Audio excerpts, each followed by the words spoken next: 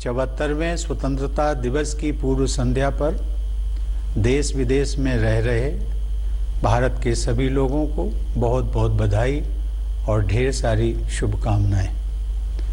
15 अगस्त को हम सब तिरंगे को लहराते हुए स्वाधीनता दिवस समारोह में भाग लेकर और देशभक्ति से भरे गीत सुनकर उत्साह से भर जाते हैं।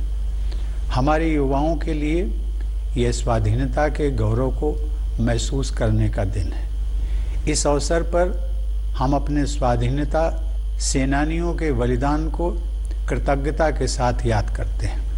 उनके बलिदान के बल पर ही हम सब आज एक स्वाधीन देश के निवासी हैं। हमारे स्वाधीनता संग्राम के आदर्शों की नींव पर ही आधुनिक भारत का निर्माण हो रहा है। हमारे दूरदर्शी राष्ट्र नायकों ने अपने विविध विचारों को राष्ट्रीयता के एक सूत्र में पिरोया था। उनकी साझा प्रतिबद्धता थी देश को दमनकारी विदेशी शासन से मुक्त कराना और भारत माता की संतानों के भविष्य को सुरक्षित करना। उन्होंने अपने कार्यकलापों से आधुनिक राष्ट्र के रूप में भारत की पहचान को मूर्त रूप प्रदान किया। हम सौभाग्यशाली हैं कि महात्मा गांधी हमारे स्वाधीनता आंदोलन के मार्गदर्शक रहे। उनके व्यक्तित्व में एक संत और राजनेता का जो समन्वय दिखाई देता है वह भारत की मिट्टी में ही संभव था।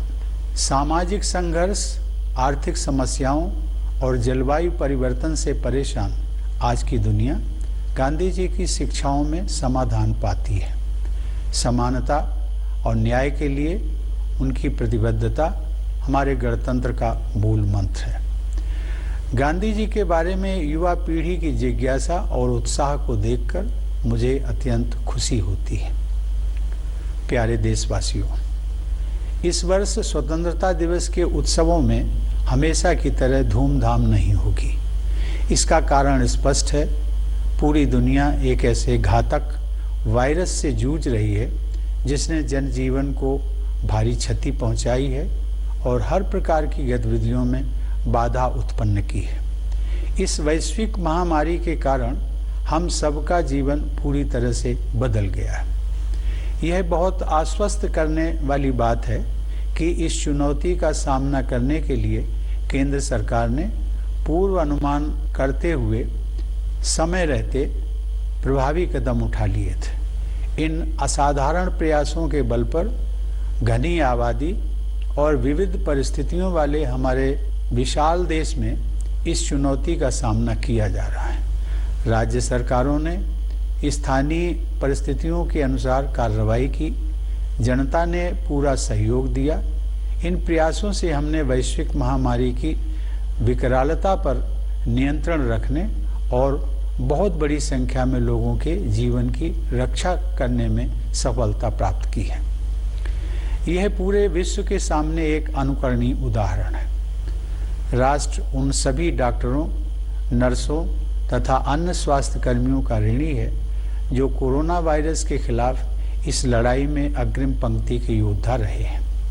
दुर्भाग्यवश उनमें से अनेक योद्धाओं ने इस महामारी का मुकाबला करते हुए अपने जीवन का बलिदान दिया है। ये हमारे राष्ट्र के आदर्श सेवा योद्धा हैं। इन कोरोना योद्धाओं की जितनी भी सराहना की जाए वह कम है। ये सभी योद्धा अपने कर्तव्य की सीमाओं से ऊपर उठकर लोगों की जान बचाते हैं और आवश्यक सेवाओं की उपलब्धता सुनिश्चित करते हैं। ऐसे डॉक्टर, स्वास्थ्यकर्मी, आपदा प्रबंधन दलों के सदस्य, पुलिसकर्मी, सफाई कर्मचारी, डिलीवरी स्टाफ, परिवहन, रेल और विमानन कर्मी, विभिन्न सेवा प्रदाता, सरकारी कर्मचारी, समाज सेवी संगठन और उदार नागरिक अपने साहस तथा निस्वार्थ सेवा के प्रेरक उदाहरण प्रस्तुत कर रहे हैं। जब गांव और नगर में कामकाज रुक जाता है और सड़कें सुनसान हो जाती हैं, तब अपने अथक परिश्रम से ये कोरोना योद्धा सुनिश्चित करते हैं कि लोगों को स्वास्थ्य सेवाएं और राहत, पानी और बिजली, परिवहन और संचार सुविधा, दूध और सब्जी, भोजन और किराने का सामान, दवा और अन्य आवश्यक सुविधाओं से वंचित न होना पड़े। ये अपनी जान को भारी जोखिम में डालते हैं ताकि हम सब इस महामारी से सुरक्षित रहें और हमारा जीवन तथा आजीविका दोनों चलती रहे। इसी दौरान पश्चिम बंगाल और उड़ीसा में आए अम्फान चक्रवात ने भारी नुकसान पहुंचाया, जिससे हमारी चुनौतियां और बढ़ गईं। इस आपदा के दौरान जानमाल की क्षति को कम करने में आपदा प्रबंधन दलों, केंद्र और राज्य की एजेंसियों तथा सजग नागरिकों के एकजुट प्रयासों से काफ़ी मदद मिली। पूर्वोत्तर और पूर्वी राज्यों में देशवासियों को बाढ़ के प्रकोप का सामना करना पड़ रहा है। इस तरह की आपदाओं के बीच समाज के सभी वर्गों के लोग एकजुट होकर संकटग्रस्त लोगों की मदद करने के लिए आगे आ रहे हैं। प्यारे देशवासियों, इस महामारी का सबसे कठोर प्रहार गरीबों और रोजाना आजीविका कमाने वालों पर हुआ है। संकट के इस दौर में उनको सहारा देने के लिए वायरस की रोकथाम के प्रयासों के साथ साथ अनेक जन कल्याणकारी कदम उठाए गए हैं। प्रधानमंत्री गरीब कल्याण योजना की शुरुआत करके सरकार ने करोड़ों लोगों को आजीविका दी है, ताकि महामारी के कारण नौकरी गंवाने, एक जगह से दूसरी जगह जाने तथा जीवन के अस्त व्यस्त होने के कष्ट को कम किया जा सके। लोगों की मदद के लिए सरकार अनेक कदम उठा रही है।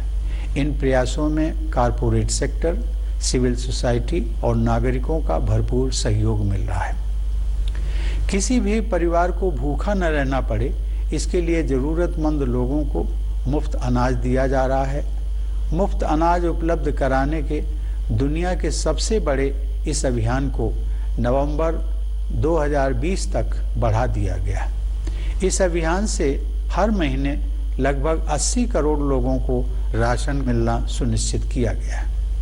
राशन कार्ड धारक पूरे देश में कहीं भी राशन ले सकें, इसके लिए सभी राज्यों को one nation one ration card योजना के तहत लाया जा रहा है। दुनिया में कहीं पर भी मुसीबत में फंसे हमारे लोगों की मदद करने के लिए प्रतिबद्ध सरकार द्वारा वंदे भारत मिशन के तहत 10 लाख से अधिक भारतीयों को स्वदेश वापस लाया गया है।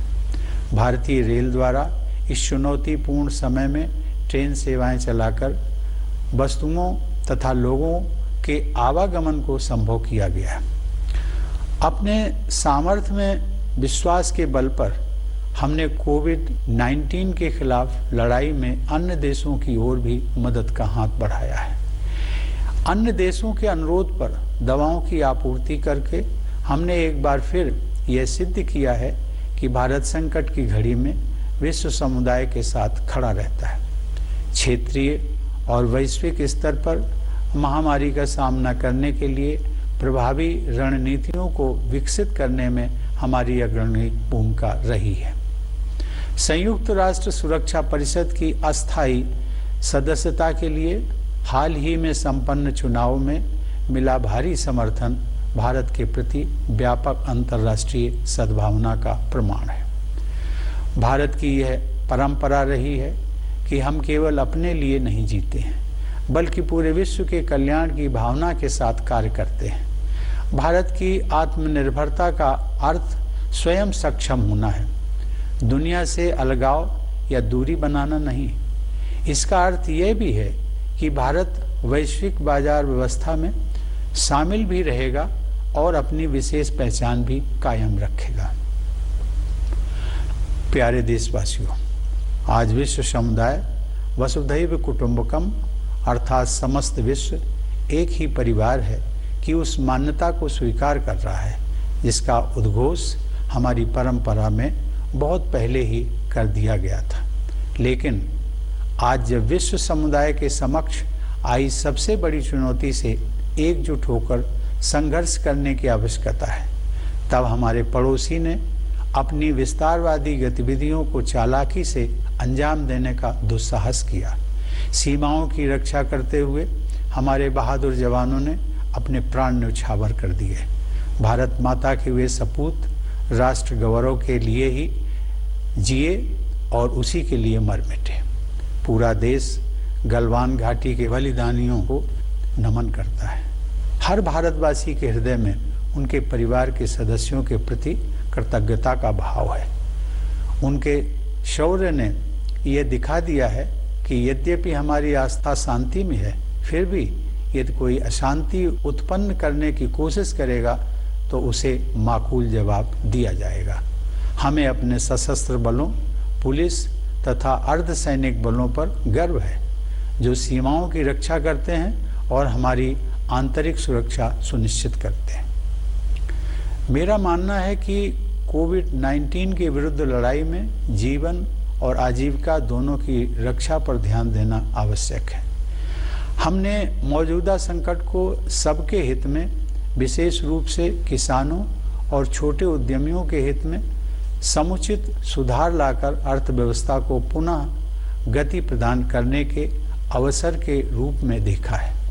कृषि क्षेत्र में ऐतिहासिक सुधार किए गए हैं। अब किसान बिना किसी बाधा के देश में कहीं भी अपनी उपज बेचकर उसका अधिकतम मूल्य प्राप्त कर सकते हैं। किसानों को नियामक प्रतिबंधों से मुक्त करने के लिए आवश्यक वस्तु अधिनियम में संशोधन किया गया है। इससे किसानों की आय बढ़ाने में मदद मिलेगी। मेरे प्यारे देशवासियों, वर्ष 2020 में हम सब ने कई महत्वपूर्ण सबक सीखे हैं। एक अदृश्य वायरस ने इस मिथक को तोड़ दिया है कि प्रकृति मनुष्य के अधीन है। मेरा मानना है कि सही राह पकड़कर प्रकृति के साथ सामंजस्य पर आधारित जीवन शैली को अपनाने का अवसर मानवता के सामने अभी भी मौजूद है। जलवायु परिवर्तन की तरह इस महामारी ने भी यह चेतना जगाई है कि विश्व समुदाय के प्रत्येक सदस्य की नियति एक दूसरे के साथ जुड़ी हुई है। मेरी धारणा है कि वर्तमान संदर्भ में अर्थ केंद्रित समावेशन से अधिक महत्व मानव केंद्रित सहयोग का है। यह बदलाव जितना अधिक व्यापक होगा, मानवता का उतना ही अधिक भला होगा। 21वीं सदी को उस सदी के रूप में याद किया जाना चाहिए जब मानवता ने मतभेदों को दरकिनार करके धरती माँ की रक्षा के लिए एकजुट प्रयास किए। दूसरा सबक यह है कि प्रकृति रूपी जननी की दृष्टि में हम सब एक समान हैं तथा अपने जीवन की रक्षा और विकास के लिए मुख्यतया अपने आसपास के लोगों पर निर्भर हैं। कोरोना वायरस मानव समाज द्वारा बनाए गए कृत्रिम विभाजनों को नहीं मानता है।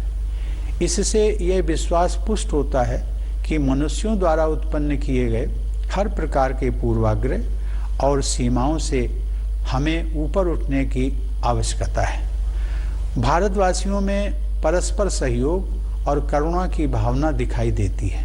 हमें अपने आचरण में इस सद्गुण को और अधिक समाविष्ट करना चाहिए, तभी हम सबके लिए बेहतर भविष्य का निर्माण कर सकते हैं। तीसरा सबक स्वास्थ्य सेवा को और मजबूत करने से जुड़ा है। सार्वजनिक अस्पतालों और प्रयोगशालाओं ने कोविड-19 का सामना करने में अग्रणी भूमिका निभाई है। सार्वजनिक स्वास्थ्य सेवाओं के कारण गरीबों के लिए इस महामारी का सामना करना संभव हो पाया है। इसलिए इन सार्वजनिक स्वास्थ्य सुविधाओं को और अधिक विस्तृत व सुदृढ़ बनाना होगा। चौथा सबक विज्ञान और प्रौद्योगिकी से संबंधित है। इस वैश्विक महामारी से विज्ञान और टेक्नोलॉजी को तेजी से विकसित करने की आवश्यकता पर और अधिक ध्यान गया है। लॉकडाउन और उसके बाद क्रमशः अनलॉक की प्रक्रिया के दौरान शासन, शिक्षा, व्यवसाय, कार्यालय के कामकाज और सामाजिक संपर्क के प्रभावी माध्यम के रूप में सूचना और संचार प्रौद्योगिकी को अपनाया गया है। इस माध्यम की सहायता से सभी भारतीयों का जीवन बचाने और कामकाज को फिर से शुरू करने के उद्देश्यों को एक साथ हासिल करने में मदद मिली है।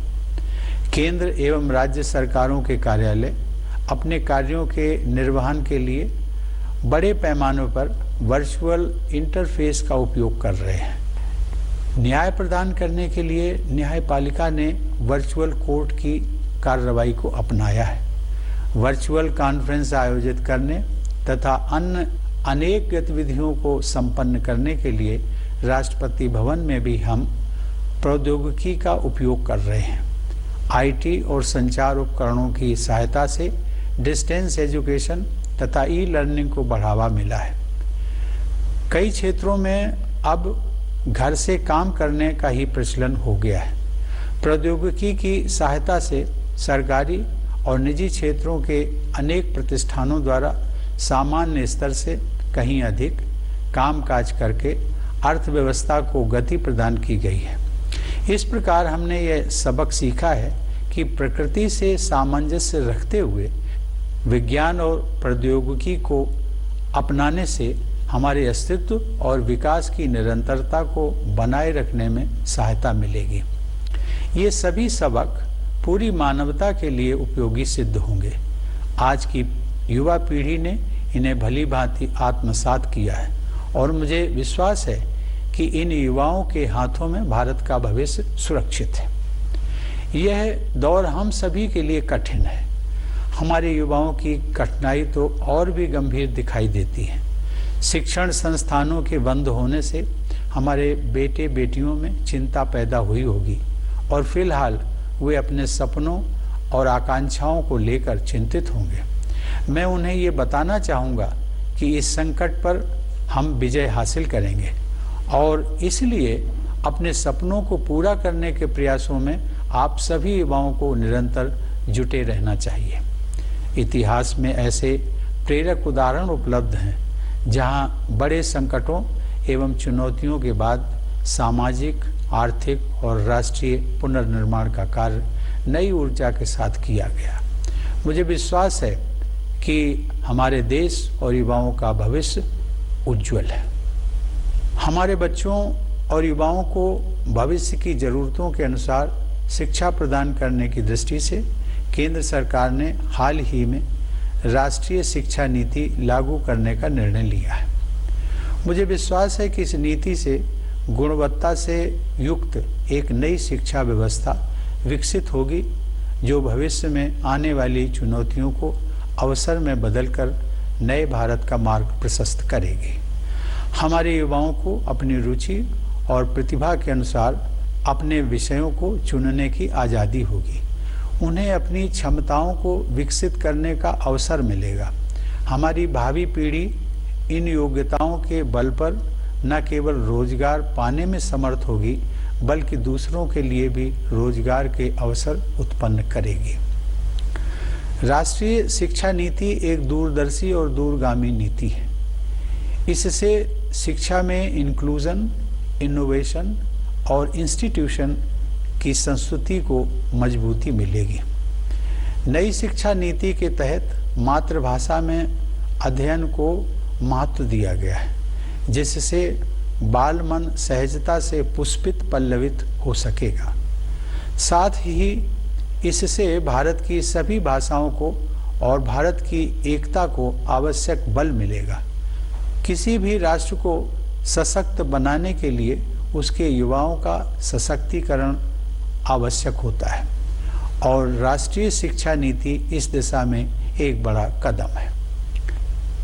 प्यारे देशवासियों, केवल 10 दिन पहले अयोध्या में श्री राम जन्मभूमि पर मंदिर निर्माण का शुभारंभ हुआ है और देशवासियों को गौरव की अनुभूति हुई है।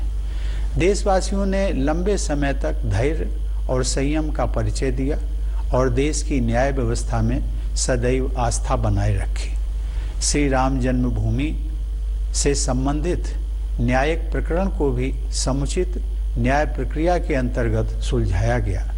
सभी पक्षों और देशवासियों ने उच्चतम न्यायालय के निर्णय को पूरे सम्मान के साथ स्वीकार किया और शांति, अहिंसा, प्रेम एवं सौहार्द के अपने जीवन मूल्यों को विश्व के समक्ष पुनः प्रस्तुत किया। इसके लिए मैं सभी देशवासियों को बधाई देता हूँ। मेरे प्यारे देशवासियों, जब भारत ने स्वाधीनता हासिल की तो कुछ लोगों ने ये आशंका जताई थी कि लोकतंत्र का हमारा प्रयोग सफल नहीं होगा। वे हमारी प्राचीन परंपराओं और बहुआयामी विविधता को हमारी राज्य व्यवस्था के लोकतंत्रीकरण के मार्ग में बाधा समझते थे। लेकिन हमने अपनी परंपराओं और विविधता को सदैव अपनी ताकत समझकर उनका संवर्धन किया है और इसीलिए दुनिया का यह सबसे बड़ा लोकतंत्र इतना जीवंत है। मानवता की भलाई के लिए भारत को अग्रणी भूमिका निभाते रहना है। आप सभी देशवासी इस वैश्विक महामारी का सामना करने में जिस समझदारी और धैर्य का परिचय दे रहे हैं, उसकी सराहना पूरे विश्व में हो रही है। मुझे विश्वास है कि आप सब इसी प्रकार सतर्कता और जिम्मेदारी बनाए रखेंगे। हमारे पास विश्व समुदाय को देने के लिए बहुत कुछ है, विशेषकर बौद्धिक, आध्यात्मिक और विश्व शांति के क्षेत्र में। इसी लोक मंगल की भावना के साथ मैं प्रार्थना करता हूँ कि समस्त विश्व का कल्याण हो। सर्वे भवन्तु सुखिनः, सर्वे सन्तु निरामयाः, सर्वे भद्राणि पश्यन्तु मा कश्चित् दुख भाग भवेत्। अर्थात सभी सुखी रहें, सभी रोग मुक्त रहें, सब लोग अच्छाइयों पर ध्यान दें और किसी को भी दुख न भोगना पड़े। संपूर्ण विश्व के कल्याण का यह संदेश मानवता के लिए भारत का एक अनूठा उपहार है। एक बार फिर आप सबको 74वें स्वाधीनता दिवस की बधाई देते हुए आप सभी के अच्छे स्वास्थ्य एवं सुंदर भविष्य की कामना करता हूँ। धन्यवाद। जय हिंद।